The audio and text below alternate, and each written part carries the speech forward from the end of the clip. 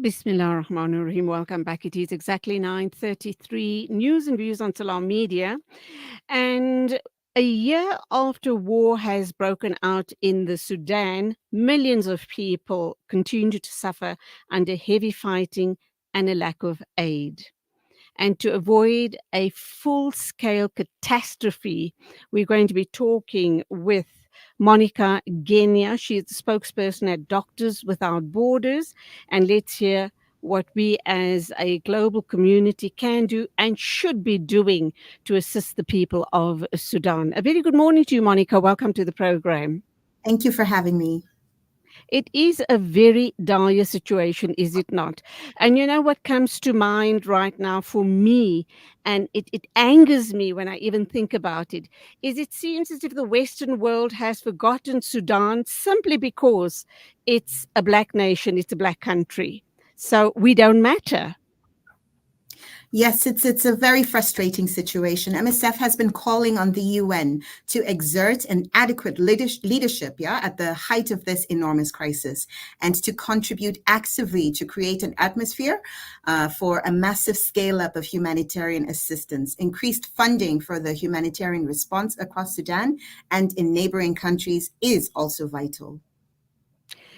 And it does seem, and rightly so as well. I mean, we can't be forgetting what's happening elsewhere in the world. But it seems as if Sudan has gone under the radar simply because of the issues around Ukraine. And one shouldn't take our eyes off that situation. Neither should we take our eyes off the genocide that's taking place in Gaza. But at the same time, we need to be cognizant of what's happening in Sudan. Absolutely. It's been a year. It's been a year of conflict, of war, basically. And there's so many unmet needs. Around 6 million displaced people within the country, another 2 million who fled to neighboring countries. And we're trying to facilitate humanitarian access and intervention. In order to do this, the warring parties must allow unhindered access to all these areas. We need permission to access cross-border and cross-front lines operations. And there's a constantly changing security situation and lack of consistency and obstructions to bring staff and medical supplies across the front lines and the border. As you said, there's a lot going on in the world, but this is part of the world and it cannot be forgotten. Absolutely. And when we talk about humanitarian aid, and that is where you guys come in, Doctors Without Borders, then there's situations like journalists going in to cover stories. So these are vulnerable people. We are at risk. And this is so crucial that people like yourself and ourselves go in to do what is needed to be done. Aid and covering the story and giving the true picture of what is going on there. What are the challenges that is faced by MSF? Well, one of our biggest current challenges is a blockade that has been imposed by the authorities for bringing supplies and people in from Port Sudan. And that's the only access point by air or by sea into the area. And this impacts many of our facilities, including our hospitals, even in Khartoum, and therefore our ability to provide health care.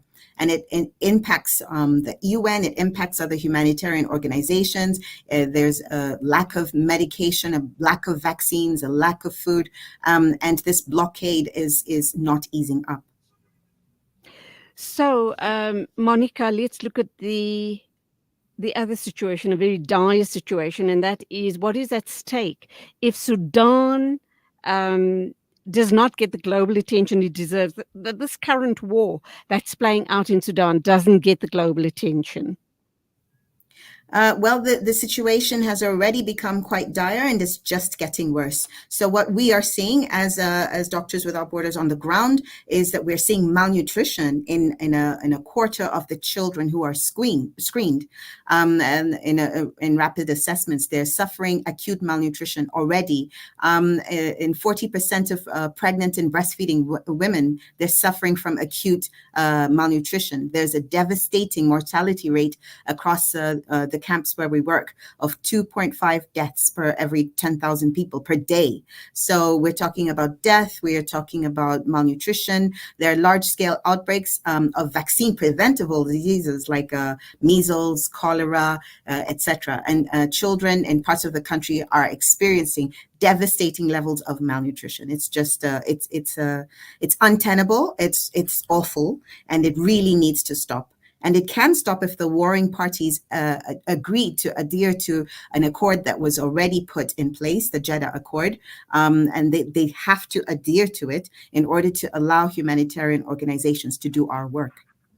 What's happening on the ground right now? What is MSF seeing playing out there? And is aid getting through? We're also hearing that Sudanese authorities systematically block the delivery of aid to some areas, while the RSF has looted health facilities and supplies. That sounds pretty serious to me.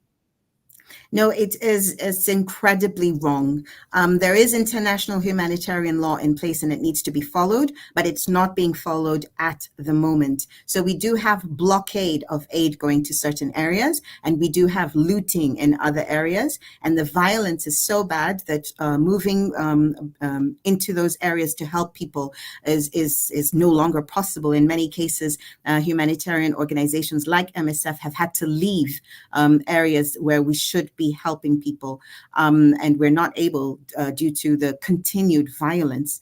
So this is what we're seeing on the ground now. Like we said, 6 million people displaced, relying on this aid, which is not getting to them.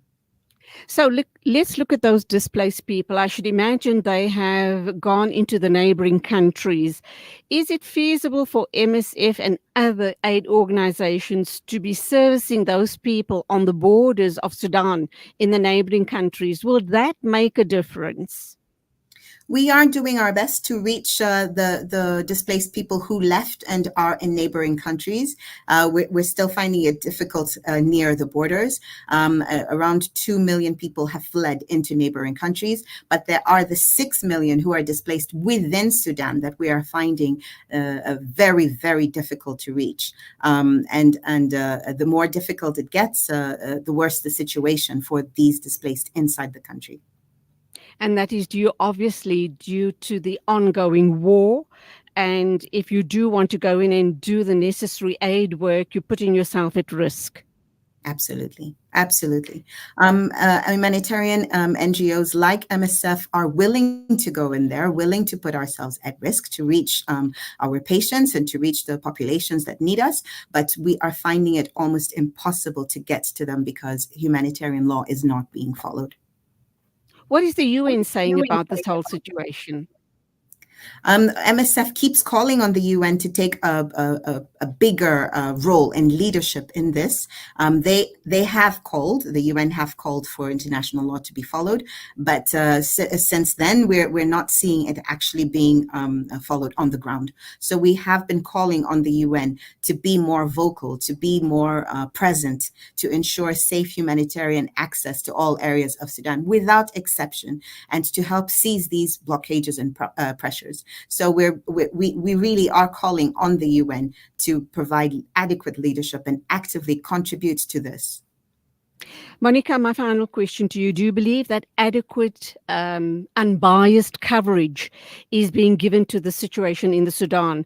Because if we get unbiased coverage on the situation, hopefully the global community will open their eyes and ears and make, let the aid go in and let all of the services that is sorely needed in the country, let it start happening. Your thoughts?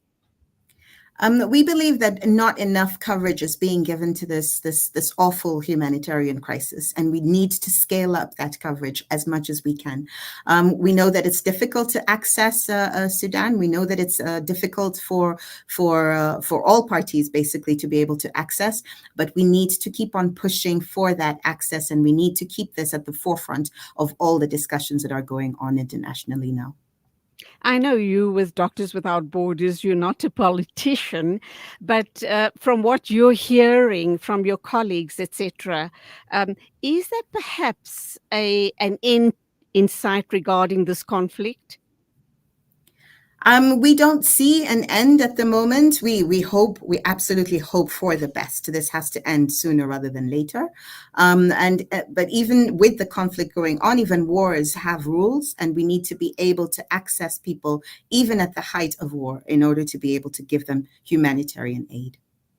Please, God, let this become possible. Monica Genya, you are the spokesperson at Doctors Without Borders. Please continue doing the amazing work you guys do all around the world.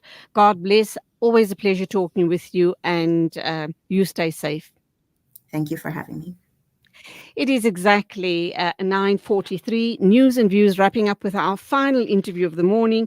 And that, of course, is with Appa Mariam. She is in Makkah, in the Holy Land of Makkah, and she's going to share her Eid experience with us and her visit to Al-Aqsa. So please stay tuned.